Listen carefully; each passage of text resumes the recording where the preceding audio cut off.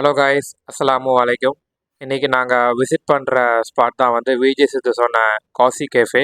வாங்க வீடியோக்குள்ளே போகலாம்.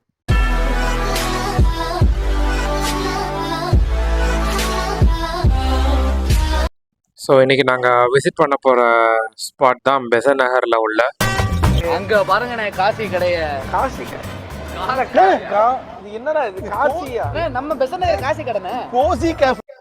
ஸோ இந்த ஸ்பாட் தான் நாங்கள் இன்றைக்கி விசிட் பண்ண போகிறோம். அதிலே சொல்லியிருந்தாங்க ஆலியா பட் கேக் வந்து ரொம்ப நல்லா இருக்கும்னு. ஸோ அதுவும் வேறு ஏதாவது டிஷ்ஷஸ் என்னென்ன டிஷ்ஷஸ் இருக்குதுன்னு பார்க்குறதுக்கு எக்ஸ்ப்ளோர் பண்ணலான்னு போயிருந்தோம்.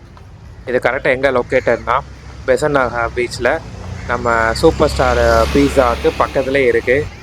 பட் இங்கே வந்து பார்த்தா தான் தெரியுது, அதே ஸ்பாட்டில் வந்து இப்போது டம்மி டேல்ஸ்னு ஒரு ரெஸ்டாரண்ட் இருக்குது. ஸோ நாங்கள் வந்து இதையே ஓகே நம்ம வந்து ட்ரை பண்ணி பார்க்கலான்னு சொல்லி நாங்கள் போயிருந்தோம். ஸோ ஃபஸ்ட் ஆஃப் ஆல் அவங்களோட ஆம்பியன்ஸ் வந்து ரொம்ப நல்லா இருந்தது. அங்கே வந்து மோஸ்ட்லி வந்து இந்த இட்டாலியன் குஷின் தான் வந்து மோஸ்ட்லி இருக்கும்னு நினைக்கிறேன். அந்த ஆம்பியன்ஸை பார்த்தோன்னே தெரிஞ்சுது, ஓகே இங்கே வந்து ஓரளவு வந்து எக்ஸ்பென்சிவாக தான் இருக்குன்ற மாதிரி தான் எங்களுக்கு தோணுச்சு ஆக்சுவலாக. ஸோ ஆக்சுவலாக நான் சொன்ன மாதிரி நாங்கள் எக்ஸ்பெக்ட் பண்ணிட்டு வந்தது வந்து அந்த காசி கேஃப் தான் நாங்கள் எக்ஸ்பெக்ட் பண்ணிட்டு வந்தோம். அதுதான் வந்து கரெக்டாக நம்ம சூப்பர் ஸ்டார் பீஸாவுக்கு பக்கத்தில் இருந்துச்சுன்ற மாதிரி வீடியோவில் சொன்னாங்க. பட் இதை பார்த்தது எங்களுக்கு வந்து லிட்டில் பிட் சர்ப்ரைசிங் தான். சரி ஓகே, நம்ம இங்கேயும் வந்து என்னென்ன டிஷ்ஷஸ் வந்து இருக்குதுன்னு ட்ரை பண்ணலாம் அப்படின்னு தான் நாங்கள் இங்கே நிறையா டிஷ்ஷஸ் நாங்கள் பார்த்தோம் ஆக்சுவலாக.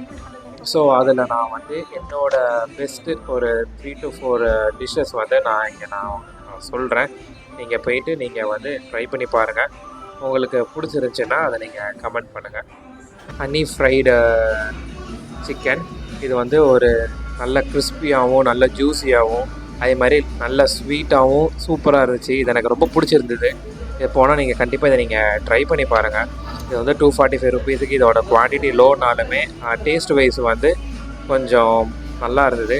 அதுக்கடுத்து நாங்கள் ஆர்டர் பண்ணதான் வந்து கரேபியன் ஜர்க் சிக்கன் ஸ்டீக்கு.